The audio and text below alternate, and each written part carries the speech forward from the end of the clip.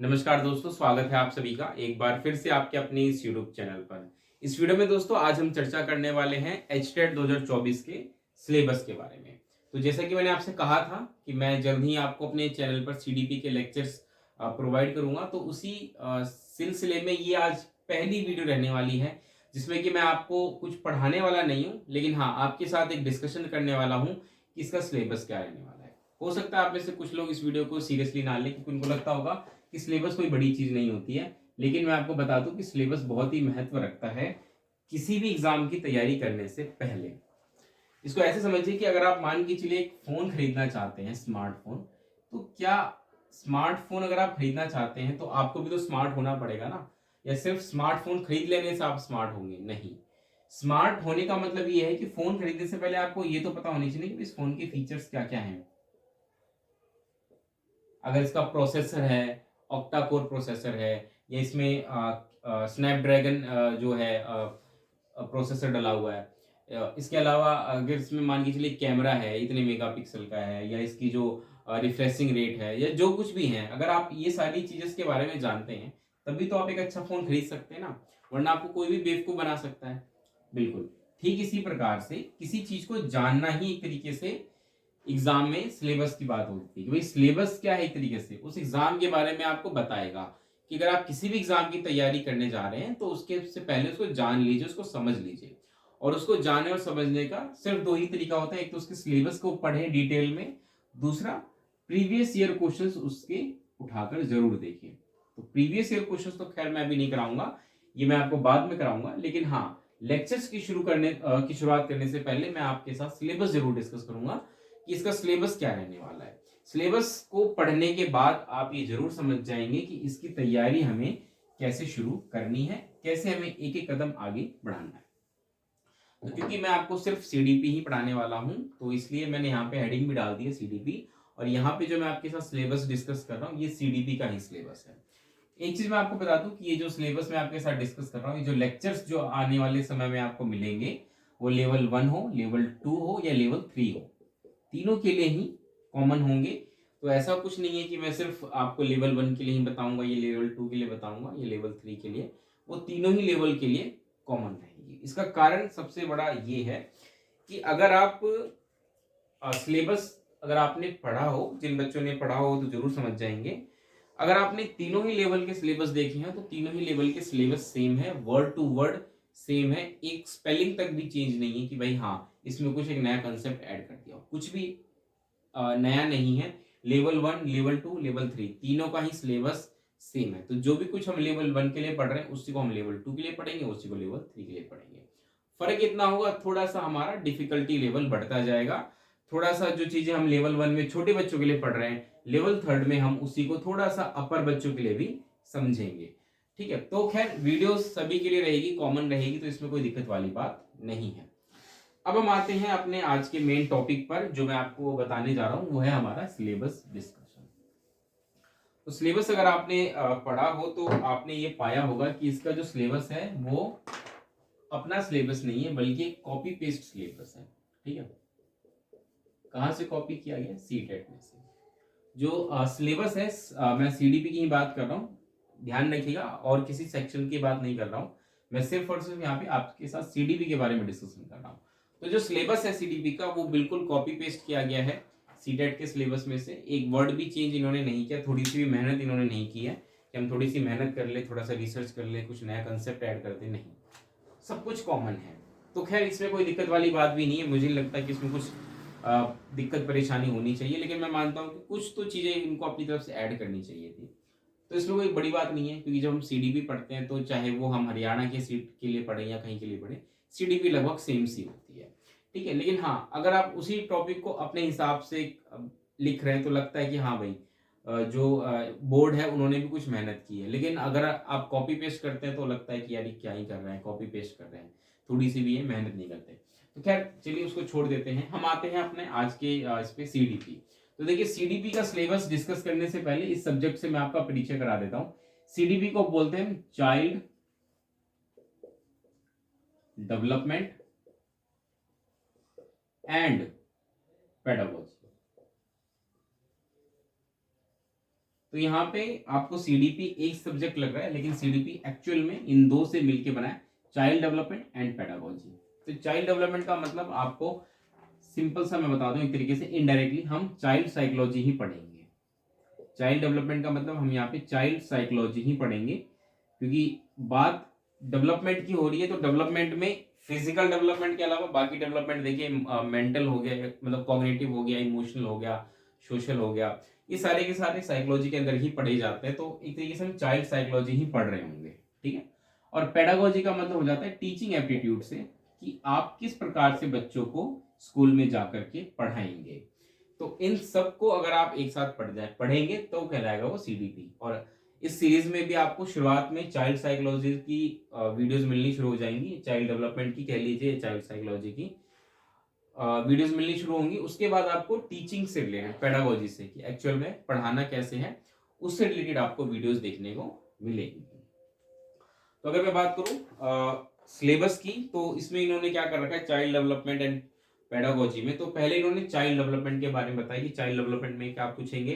तो इसमें मैं अगर आपको मोटा मोटी समझाऊंगा तो मैं इसको वर्ड टू वर्ड पढ़ दूं, principle of development, influence of heredity and environment, socialisation process, पियाजे, कोहलबर्ग, वाइगोस्की। तो इसको पढ़ने का मुझे नहीं लगता कि कोई फायदा है।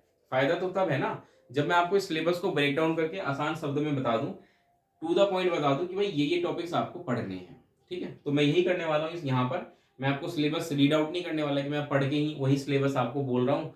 ये तो आप खुद भी कर सकते हैं ना, खुद ही आप फोन में पढ़ लीजिए। तो पढ़ने वाला नहीं हूं मैं सिलेबस, मैं यहाँ पे सिलेबस को आसान भाषा में टू द पॉइंट बताने वाला हूँ कि भाई इस टॉपिक में आपको ये चीजें पढ़नी है। अब आप चाहे तो वो मेरे से पढ़ें या आप खुद से पढ़ें, वो आपकी इच्छा है। चलिए हम आते हैं अपने मेन टॉपिक पे, बात करते हैं कि क्या क्या चीजें आपको पढ़नी है। तो शुरू करते हैं।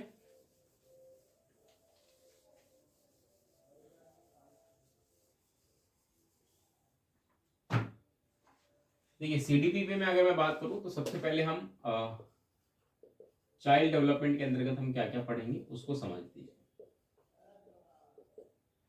चाइल्ड डेवलपमेंट में सबसे पहले तो हमें डेवलपमेंट को ही समझना पड़ेगा कि डेवलपमेंट क्या होता है। तो हम सबसे पहले ग्रोथ एंड डेवलपमेंट को समझेंगे, या हिंदी में अगर आप चाहते हैं तो मैं हिंदी में लिख देता हूं, वृद्धि एवं विकास, ठीक है। इसको समझेंगे कि भाई ये क्या होता है, ग्रोथ एंड डेवलपमेंट क्या होता है, इनमें बेसिक डिफरेंस क्या होता है, ये हमें पता होना चाहिए। उसके बाद जब आप ये पढ़ेंगे तो इसके बाद इसमें आ जाता है विकास के सिद्धांत, प्रिंसिपल्स ऑफ डेवलपमेंट आ जाते हैं। वे विकास के कौन कौन से सिद्धांत होते हैं वो हमें पढ़ना है। इसके बाद हमें विकास के आयाम पता होने चाहिए कौन कौन से होते हैं। अब यहाँ पे विकास के आयाम यानी कि डायमेंशंस।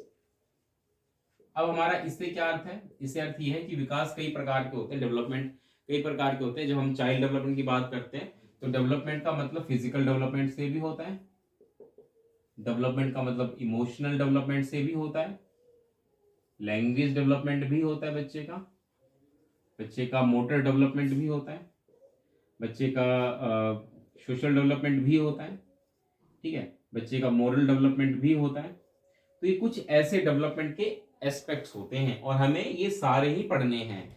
ऐसा नहीं है कि सिर्फ मैं कोई एक पढ़ाऊंगा आपको, मैं सारे पढ़ाऊंगा, चाहे वो फिजिकल हो, चाहे वो इमोशनल हो, चाहे वो लैंग्वेज हो, चाहे वो मोटर हो, चाहे वो सोशल हो, चाहे वो मोरल हो, ठीक है। तो एक एक करके हम सारे पढ़ेंगे, ठीक है। तो ये तो हो जाएगा हमारा प्रिंसिपल्स ऑफ डेवलपमेंट। नेक्स्ट हम जो पढ़ेंगे इसके बाद वो हो जाएगा हमारा हेरिडिटी एंड इन्वायरमेंट, यानी कि आनुवांशिकता एवं वातावरण। इस पर हम डिटेल में चर्चा करेंगे, समझेंगे कि आनुवांशिकता यानी हेरिडिटी क्या होती है और इन्वायरमेंट क्या होता है, और बच्चे के डेवलपमेंट पर इन दोनों का कितना असर पड़ता है, इसको हम समझने की कोशिश करेंगे। अब हम ये जब सारी चीजें पढ़ लेंगे ना, तब हमें एक एक करके इनके बारे में पढ़ना पड़ेगा, क्योंकि जब तक आप इनको नहीं पढ़ेंगे आप अच्छे से बच्चे के डेवलपमेंट को नहीं समझ सकते। तो खैर डिटेल में हम चर्चा करेंगे, फिजिकल डेवलपमेंट को भी समझेंगे, emotional, language, motor, social and moral. तो हम ये कैसे पढ़ेंगे, इसको हम थ्योरीज के थ्रू पढ़ने की कोशिश करेंगे, क्योंकि एग्जाम में आपसे थ्योरीज पूछी जाएंगी। आपसे ये थोड़ी पूछा जाएगा कि बताओ बच्चा एक पर्टिकुलर एज में आने के बाद कितनी लैंग्वेज बोलता है। या बच्चे का भाषा विकास कैसे होता है, क्राइंग क्या होता है, बैबलिंग क्या होता है, इस प्रकार से नहीं पूछा जाता। क्वेश्चन सीधा थ्योरी से पूछे जाते हैं। तो हम पूरा एग्जाम सेंटर होके चीजें समझेंगे कि अगर भाई थ्योरीज पूछे जा रहे तो हम थ्योरीज ही डिस्कस करेंगे। फॉर एग्जाम्पल, जब हम कॉग्निटिव डेवलपमेंट पढ़ रहे होंगे, कॉग्निटिव डेवलपमेंट को हम हिंदी में कहते हैं संज्ञानात्मक विकास। अगला टॉपिक जो हम पढ़ेंगे वो हम पढ़ेंगे संज्ञानात्मक विकास को। और संज्ञानात्मक विकास में हम थ्योरीज पढ़ेंगे। किन किन की थ्योरीज पढ़ेंगे? पियाजे की पढ़ेंगे और वाइगोत्स्की की पढ़ेंगे। थोड़ी सी टेक्निकल एरर आ गई थी, इस वजह से वीडियो बीच में रुक गई है। चलिए हम वीडियो की शुरुआत करते हैं। दोबारा से हम कहाँ थे? हम संज्ञानात्मक विकास पढ़ रहे थे ना। हाँ, ये हम संज्ञानात्मक विकास के बारे में चर्चा करेंगे, जिसमें हम पियाजे, वाइगोत्स्की और एक और थ्योरी है ब्रूनर की थ्योरी, उसको हम डिटेल में डिस्कस करेंगे। तो ये तीनों की थ्योरी आप कॉग्निटिव डेवलपमेंट में पढ़ेंगे, ठीक है। और इसके बाद आपका लगभग जो संज्ञानात्मक विकास है वो पूरा हो जाएगा। इसके बाद हम बात करेंगे भाषा की, लैंग्वेज डेवलपमेंट को हम समझने की कोशिश करेंगे। हिंदी में मैं लिख देता हूँ भाषा विकास। और भाषा विकास में जब हम बात कर रहे होंगे तो यहाँ पे नोम चोम्स्की का नाम बहुत ज्यादा आता है, तो वो हमें पढ़ना है। नोम चोम्स्की, इनकी थ्योरी है वो पढ़ेंगे। इसके अलावा बहुत सारे लोगों ने लैंग्वेज के बारे में अपनी बात की है, जैसे कि स्किनर, इनका नाम भी आता है, वाइगोत्स्की, इनका नाम भी आता है। इनके बारे में भी हम डिटेल में चर्चा करेंगे। इसके अलावा एक दो लोग और हैं, जैसे कि इसमें बंडूरा का नाम आ जाता है।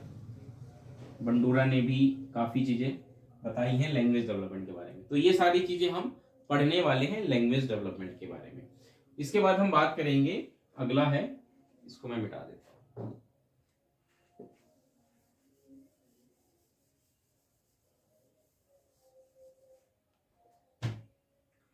अगला जो हम पढ़ेंगे वो होगा हमारा नैतिक विकास।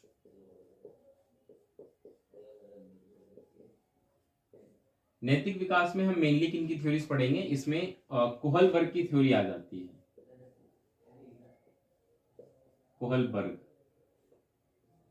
इनकी थ्योरी पढ़ेंगे और पियाजे की थ्योरी पढ़ेंगे। इन दोनों की थ्योरी जो है वो नैतिक विकास में पढ़ रहे होंगे। फिर हम बात कर रहे होंगे यहाँ पर सामाजिक विकास की।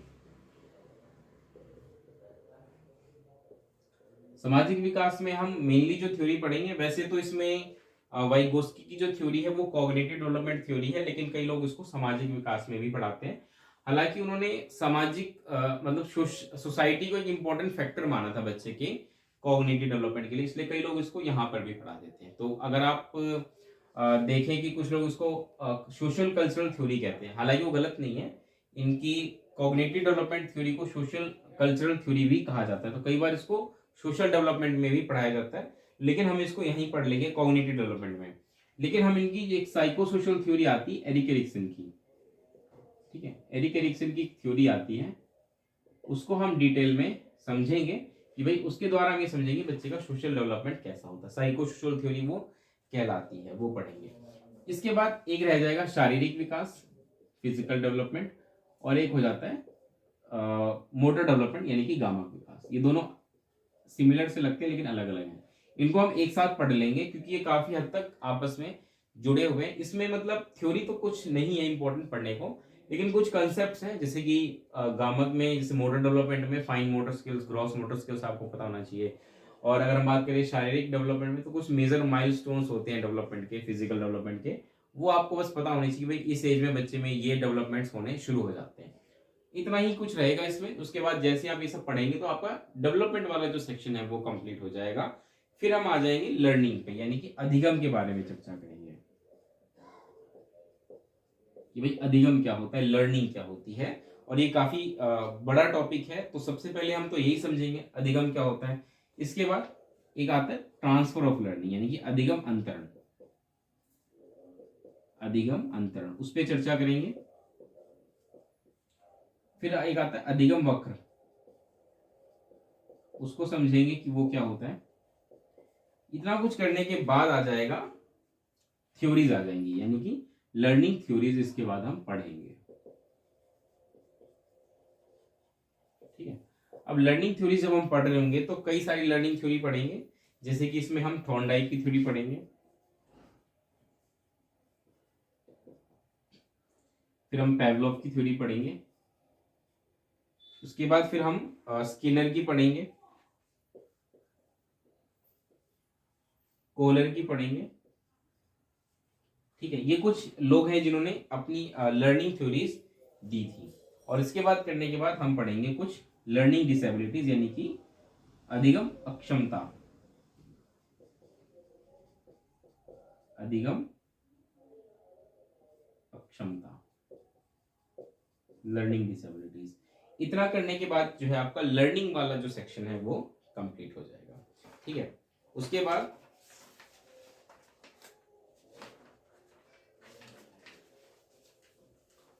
बाद एक दो टॉपिक और रह जाएंगे इसमें महत्वपूर्ण।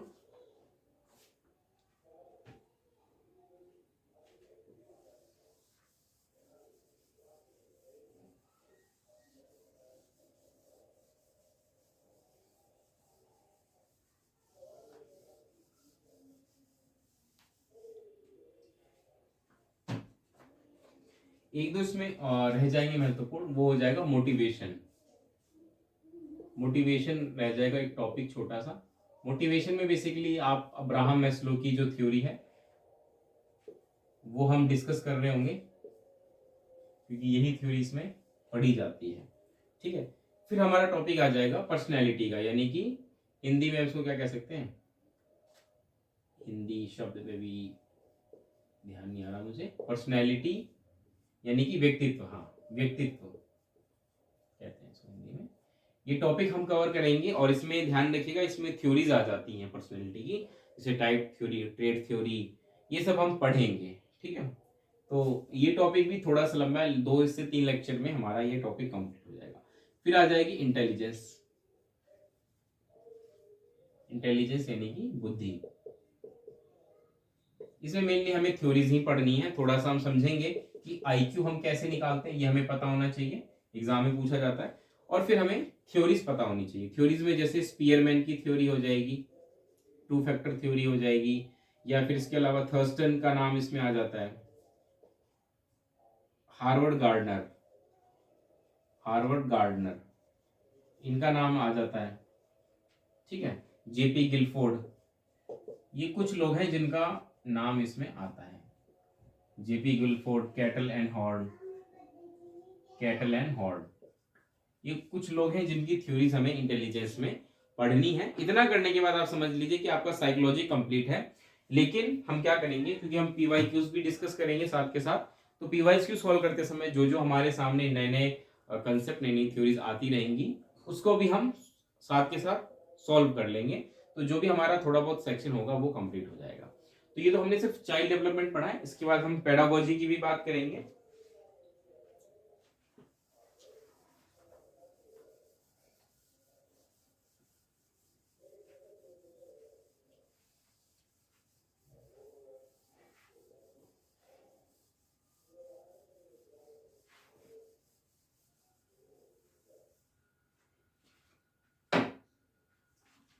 चाइल्ड डेवलपमेंट पढ़ने के बाद हम पेडागोजी कंप्लीट करेंगे।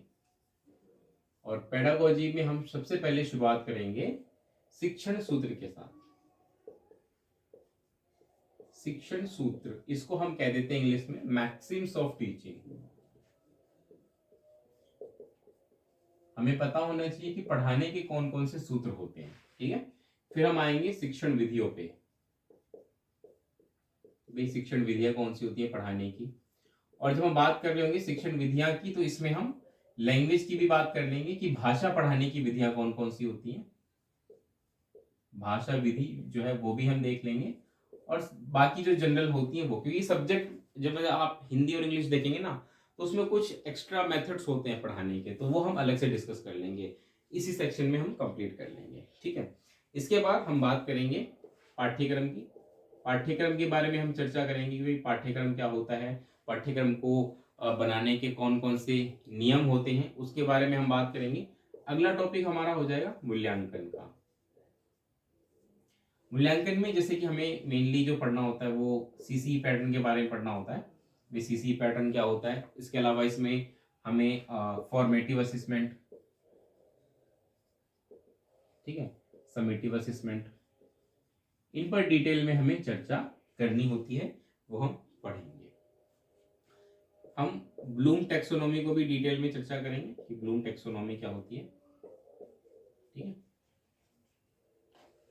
फिर हम बात करेंगे इंक्लूसिव एजुकेशन।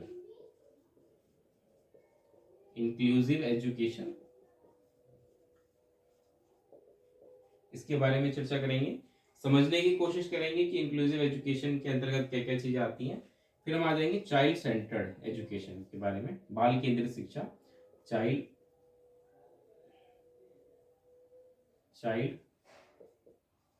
सेंटर्ड एजुकेशन, इसके बारे में हम चर्चा करेंगे।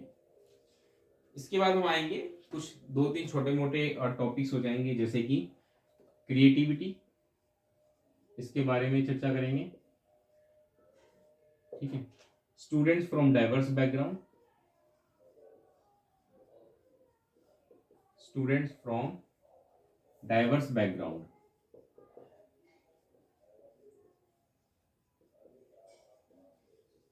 ठीक है। उसके बाद हम चर्चा करेंगे जेंडर के बारे में। जेंडर में हम पढ़ेंगे कि भाई जेंडर बेसिकली क्या होता है, टीचर को कैसे जेंडर न्यूट्रल रहना होता है, ये सारी चीजें हम इसमें डिस्कस करेंगे। और मोटा मोटी जब हम ये चीज कर रहे होंगे तो हमारा पेडागोजी का जो सेक्शन है वो कंप्लीट हो जाएगा। लेकिन फिर वही मैंने बताया कि PYQs हम सॉल्व कर लेंगे, तो साथ के साथ अगर कुछ 1-2 टॉपिक्स ऐसा लगेगा कि हमारे छूट रहे हैं तो भी हम साथ के साथ कंप्लीट कर लेंगे। तो इस प्रकार से आपने देखा ये हमारा पूरा CDP का सिलेबस है। हो सकता है आपको देखने में लग रहा हो कि ज्यादा तो कुछ नहीं है, लेकिन जब आप इसको पढ़ने लगेंगे ना तब आपको चीजें सच में लगेंगी कि यार सिलेबस काफी बड़ा है। ये सिर्फ एक CDP का है। तो क्योंकि मैंने जिम्मेदारी ली है आपको CDP पढ़ाने की, तो मैं CDP आपको अच्छे से पढ़ाऊंगा, पूरी मेहनत के साथ, ईमानदारी के साथ। लेकिन मैं आपसे भी उम्मीद करूंगा कि आप उतनी ही ईमानदारी के साथ मेरे चैनल से जुड़ें, चैनल को सब्सक्राइब करें, दोस्तों तक शेयर करें और वीडियो को लाइक भी करें, ठीक है। तो इससे क्या होगा कि भाई मेरे लिए भी तो मोटिवेशन होगा ना, क्योंकि अगर आप जब मोटिवेशन थ्योरी आप पढ़ेंगे ना तब आपको समझ में आएगा कि किस प्रकार से किसी भी व्यक्ति को कोई काम करने के लिए एक मोटिवेशन की जरूरत पड़ती है। और मेरे लिए इस समय मोटिवेशन वो होगा कि आप सबका सपोर्ट। वो कैसे होगा? जब आप वीडियो को लाइक करेंगे, चैनल को सब्सक्राइब करेंगे, दोस्तों तक शेयर करेंगे। तो एक छोटा सा आपके द्वारा किया गया कार्य ही मेरे लिए काफी हेल्पफुल होगा, मुझे लगेगा।